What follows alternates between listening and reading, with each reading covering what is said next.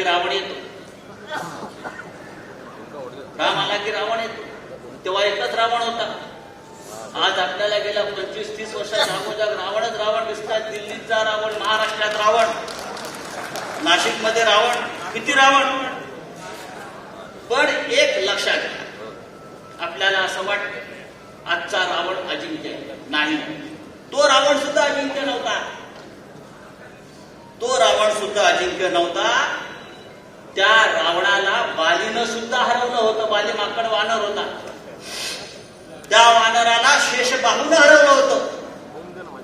बालीने तर रावणाला आपल्या बगलेत त्याचं मुंडकं पकडून त्याची खिंड काढली होती आणि किल्ल्यावर त्याला आपटून मारण्याचा प्रयत्न केला होता.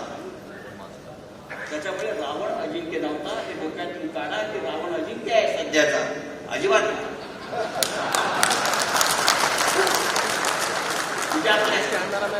आपण जिंकणार हे नाशिक मधलं मी सांगलेलं सत्य आणि ते सत्य होणार आहे, कारण ते रामभक्त आहे. प्रभूला खरं वाटणार नाही. मला प्रभू आहे पण ते रामभक्त. बजरंगबली, हनुमान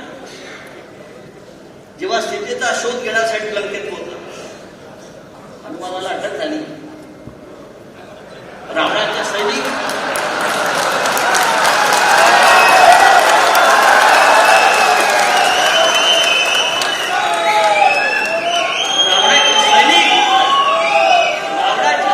त्याला जेरबंद करून रावणाच्या दरबारात घेऊन गेले.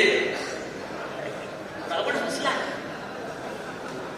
आणि म्हणाला, काय रे वानरा, मला ओळखत नाहीस? तुझी हिंमत कशी झाली माझ्या राज्यात येण्याची?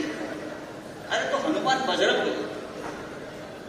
अरे तुला ओळखतो ना, अरे तो तूच ना, ज्या बालीनं बगले पकडून तुझ्या दारावर आपटून तुला मारण्याचा प्रयत्न केला होता आणि तुझी धिंड काढली होती. त्याबरोबर रावणाचा चेहरा पडला. हे मी यासाठी सांगतोय, हनुमान भर दरबारामध्ये हे यासाठी म्हणाला कारण त्याला रावणाचा कॉन्फिडन्स लूज करायचा होता. तुम्ही तुला मारू शकता, शत्रूचा कॉन्फिडन्स पहिला लूज केला पाहिजे. अरे कोण भारतीय जनता पक्ष, कोण नरेंद्र मोदी, कोण देवेंद्र फडणवीस, कोण अजित पवार, कोण एकनाथ शिंदे, कॉन्फिडन्स लूज करा.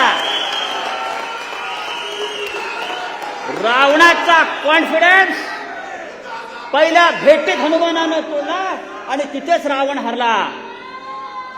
पहिल्या भेटीत रावणाचा कॉन्फिडन्स हनुमानानं तोडला. अरे तू तोच ना, तुला एका वांद्रानं यत्किंचित वांद्रानं आपटून मारलं होतं.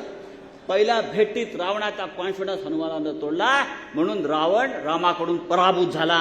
अरे मला एका वांद्रानं मारलं.